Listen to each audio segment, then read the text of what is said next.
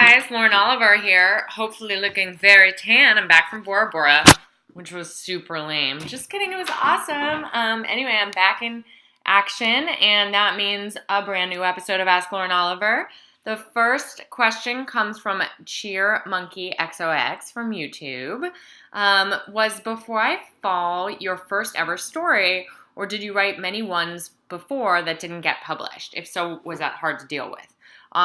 I wrote a ton of things before that didn't get published. I mean, I wrote a lot of things that I wasn't trying to get published. They were just short stories. I've really been writing from when I was 9 years old. So, but I also wrote 2 books that I submitted that didn't get published. Was it hard to throw away a complete manuscript?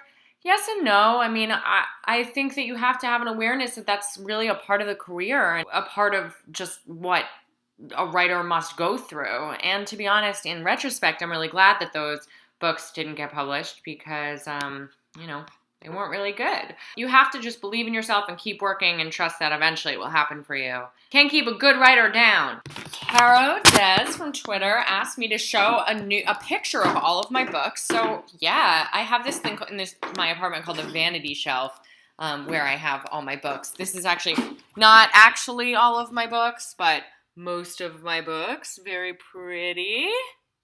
And including some books that I've, some anthologies that I've participated in. Now you're getting a tour of my apartment.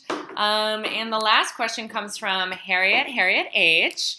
Are you planning to write more books focusing on children fantasy in the future? Well, I do have a really awesome middle grade trilogy coming out. First one comes out next year, and the title is called Curiosity House.